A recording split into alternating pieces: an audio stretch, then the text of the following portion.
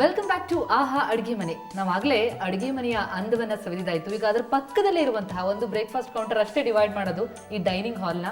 ಇದ್ರ ಬಗ್ಗೆ ತಿಳಿಸ್ಕೊಡೋಕೆ ಜೊತೆಗೆ ಇದರ ಪ್ಲಾನಿಂಗ್ ಹೇಗಿತ್ತು ಅದೆಲ್ಲ ಮಾತಾಡೋಕ್ಕೆ ಖುದ್ದು ಪ್ರವೀಣ್ ಗೋಡ್ಕಂಡಿ ಅವರು ಈಗ ನಮ್ಮ ಜೊತೆ ಜಾಯ್ನ್ ಆಗಿದ್ದಾರೆ. So welcome to the show. Thank you. So ನಿಮ್ಮ ಸಂಗೀತ ಸುದ್ದಿಯನ್ನಂತೂ ಸಾಕಷ್ಟು ಬಾರಿ ಕೇಳಿದ್ದೀವಿ. ಈಗ ನಿಮ್ಮ ಅಡುಗೆ ಮನೆ ನೋಡಿ ನಿಮ್ಮ ಸಂಗೀತದ ಟೇಸ್ಟಿಗೆ ತಕ್ಕನಂಗೆ ಇದೆ ಅಂತ ಗೊತ್ತಾಗ್ತಿದೆ. ಸೊ ಪ್ಲಾನಿಂಗ್ ಫುಲ್ ಮೇಡಮ್ ಒಬ್ಬರದೇ ಅಥವಾ ನಿಮ್ಮದು ಇತ್ತ ಅಂತ involve? Actually basic ideas mostly ಎಲ್ಲ ಅವ್ರದ್ದೇ ಇತ್ತು. ಬಟ್ ನಾನು ತುಂಬ ಮುಂಚೆಯಿಂದನೂ I was obsessed with the kitchens in America. It's nearly 5 years ಈಗ ನಾವಿದ್ದು. Not a single day did we feel oh ಇದು ಹೀಗೆ ಇರಬಾರ್ದಿತ್ತು ಅಥವಾ ಇಲ್ಲೊಂದೇನೋ ಮಾಡಬೇಕಿತ್ತು. It's a complete kitchen or a complete house for us. ಅಲ್ಲ 5 ವರ್ಷ ನಿಜ ನೀವು ಹೇಳಿದ್ಮೇಲೆ ಗೊತ್ತಾಗ್ತಿರೋದು. ಬಟ್ ಅದು ತುಂಬಾ ಫ್ರೆಶ್ ಏರ್ ಇಂದನೋ ಏನೋ ಫ್ರೆಶ್ ಅನಿಸ್ತಾ ಇದೆ. ಅದೇ ಅಂದರೆ ಇವನ್ ವೆಂಟಿಲೇಷನ್ನು, ಕಲರ್ ಕಾಂಬಿನೇಷನ್ನು ಎಲ್ಲನೂ ಭಾಳ ಸೂಕ್ಷ್ಮವಾಗಿ ಯೋಚನೆ ಮಾಡಿದ್ದು.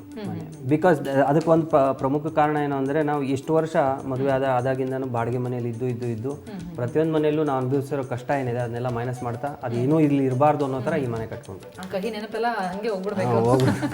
ಎಸ್ಪೆಷಲಿ ಗಾಳಿ ಬೆಳಕು ಅದೆಲ್ಲ ಕಡೆ ಕಷ್ಟ ನೀವು ಬಾಡಿಗೆ ಮನೆ ಅಂತ ಹೋದಾಗ. ಆಮೇಲೆ ಇನ್ನೊಂದು ಈ ಜನರಲ್ ಪ್ರಾಬ್ಲಮ್ಸ್ ಬರೋದು ಈ ಕಟ್ಟೆ ಹೈಟು. ಯಾಕೆಂದರೆ ನಾವು ಇದ್ದಿದ್ದ ಮನೆಯಲ್ಲೆಲ್ಲನೂ ಇಲ್ಲ ಇವಳಿಗೆ ಅದು ತುಂಬ ಎತ್ತರ ಆಗೋದು, ಇಲ್ಲ ತುಂಬ ಕಮ್ಮಿ ಆಗೋದು. ಸೊ ಈ ಸತಿ ಇವಳನ್ನ ಆ್ಯಕ್ಚುಲಿ ನಿಲ್ಲಿಸಿ ಹಿಂಗೆ ಮೆಜರ್ ಮಾಡಿ ಎಲ್ಲಿ ಕಂಫರ್ಟೇಬಲ್ ಆಗುತ್ತೆ ಅಲ್ಲಿಗೆ ಕಟ್ಟೆ ಮಾಡಿಸಿ ಸೊ ದ್ಯಾಟ್ ಆರ್ಕಿಟೆಕ್ಟ್ ಇಂಜಿನಿಯರ್ಸ್ ಅಲ್ಲಿ ತುಂಬಾ ಕಡಿಮೆ ಆಗ್ಲಿಲ್ವಾ ಕಟ್ಟೆ ಎಲ್ಲ. ಇವನ್ ಕಾರ್ಪೆಂಟರ್ಸ್ ಬಂದ್ ಮಾಡುವಾಗ ಮೇಡಮ್ ये बहुत छोटा हो गया ना ಸರ್ ನನ್ನ ಹೈಟ್ ಎಷ್ಟಿದೆ ಅಷ್ಟಕ್ಕೆ ಮಾಡಿ ನೀವು ನಿಮ್ಮ ಸ್ಟ್ಯಾಂಡರ್ಡ್ ಸೈಜ್ ನೋಡಬೇಡಿ. ಇಂಟರ್ನ್ಯಾಷನಲ್ ಸ್ಟ್ಯಾಂಡರ್ಡ್ ನಮಗೆ ಬೇಕಿಲ್ಲ. I am the one. ನನ್ಗೆ ಯಾವ ಕಂಫರ್ಟಬಲ್ ಲೆವೆಲ್ ಇರಬೇಕು ಅದಲ್ಲಿ. ಪ್ರವೀಣ್ ಸ್ವಲ್ಪ ಕಷ್ಟ ಆಗುತ್ತೆ. ಟೇಲರ್ ಹತ್ರ ಹೋಗಿ ಯಾವಾಗಲೂ ಅಳತೆ ಮಾಡೋದು ಅದು ಮಾಮೂಲಿ. ಈಗ ಕಿಚನ್ ನಿಂತಿದ್ದು ಹೊಸ್ತೇನೋ ಅಲ್ವಾ? ಎಂಬರಾಸಿಂಗ್ ನನ್ನ ಹೈಟ್ ಕಡಿಮೆ ಅಂತ ಮತ್ತೆ ಇದು ಮಾಡೋದು. ಇವೆಂಚುಲಿ ಅದು ಕಂಫರ್ಟೇಬಲ್ ಅನಿಸ್ಬೇಕು ಅವಳಿಗೆ. ಅದು ಆಮೇಲೆ ಅದರಿಂದ ಮತ್ತೆ ಬೇರೆ ಥರದ ಪ್ರಾಬ್ಲಮ್ಸ್ ಎಲ್ಲ ಬೇಡ ಅಂತ.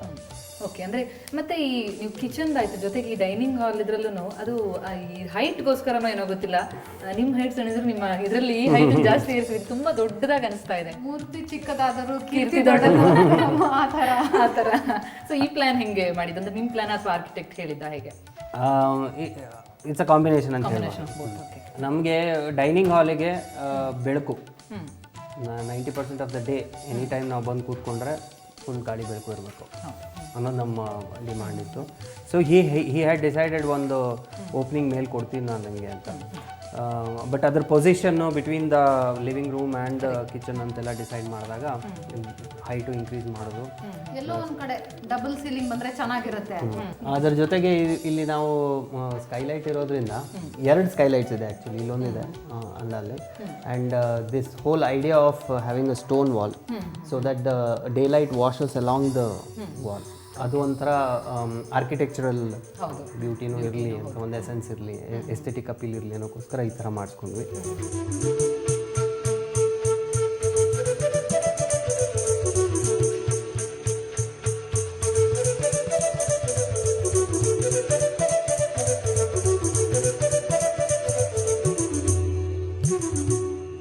ಅಲ್ಲ ಆಗಲೇ ಸಾರಿಕಾ ಮೇಡಮ್ ಹೇಳ್ತಾ ಇದ್ರು ಫ್ರೆಂಡ್ಲಿ ಕಿಚನ್, ಯಾರು ನೀವು ಬಂದ್ರೂ ಅಡುಗೆ ಮಾಡ್ಬೋದು ಅಂತ ನನಗೆ ಹೇಳ್ತಾ ಇದ್ರು. ಬಟ್ ನೀವು ಮಾಡ್ತೀರಾ ಅಂತ?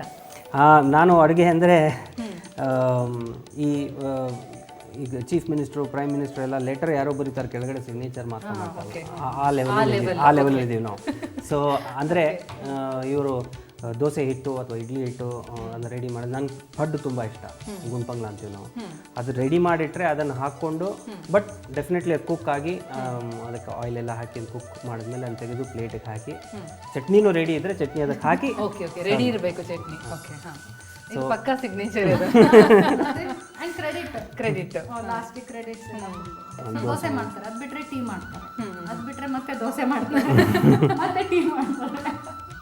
ಎಷ್ಟು ಆಪ್ಷನ್ ಕೊಟ್ಟಿದ್ದಾರೆ. ಹೌದು. ಬಟ್ ನಿಮ್ಮ ಅಡುಗೆ ಮನೆಯಲ್ಲಿ ಭಾಳಷ್ಟು ಆಪ್ಷನ್ಸ್ಗಳನ್ನ ಕೊಟ್ಟಿದ್ದೀರಿ. ಅಂದರೆ ಗಾಳಿ ಬೆಳಕು ಜೊತೆಗೆ ನಿಮ್ಗೆ ಇಲ್ಲೊಂದು ಡೋರ್ ಇರುವಂಥದ್ದು.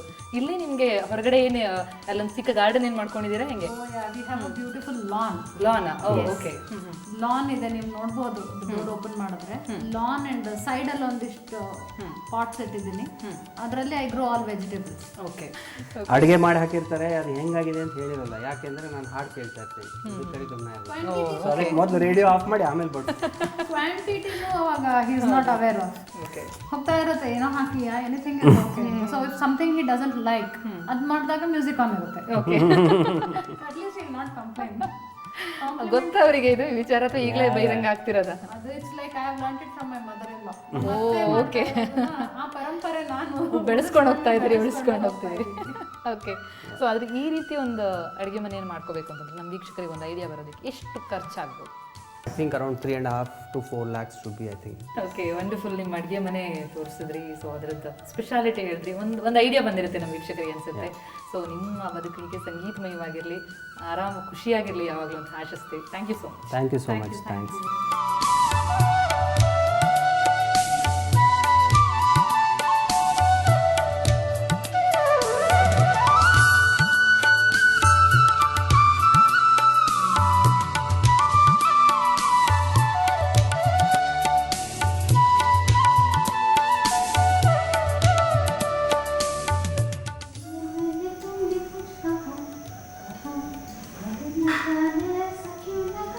ಆಹಾ, ಎಂಥ ಇಂಪಾದ ಸಂಗೀತ ಜೊತೆಗೆ ತಂಪಾದ ಗಾಳಿ. ಈ ರೀತಿ ವಾತಾವರಣ ಇದ್ದರೆ, ಈ ರೀತಿ ಸುಂದರವಾದಂತಹ ಅಡುಗೆ ಮನೆ ಇದ್ದರೆ ಸಾರಿಕಾ ಅವ್ರ ರೀತಿ ಇಡೀ ದಿನ ಅಡುಗೆ ಮನೆಯಲ್ಲಿ ಖುಷಿಯಾಗಿ ಕಳೆದ್ಬಿಡ್ತಾರೇನೋ. ಯಾಕಂದರೆ ಗೌಡ್ಕಿಂಡಿಯವರ ಪರಿವಾರದ ಮನೆ, ಅಡುಗೆ ಮನೆ ಅವರ ಸಂಗೀತದಷ್ಟೇ ಶುದ್ಧವಾಗಿದೆ, ಅಷ್ಟೇ ಸುಂದರವಾಗಿದೆ ಕೂಡ. ಇಂತಹ ಇನ್ನಷ್ಟು ಇಂಟ್ರೆಸ್ಟಿಂಗ್ ಅಡುಗೆ ಮನೆಗಳ ಪರಿಚಯವನ್ನು ಮಾಡಿಕೊಡೋದು ಬಾಕಿ ಇದೆ. ಅದನ್ನು ನೋಡೋಣ ಈ ಪುಟ್ಟ ಬ್ರೇಕ್ನ ನಂತರ.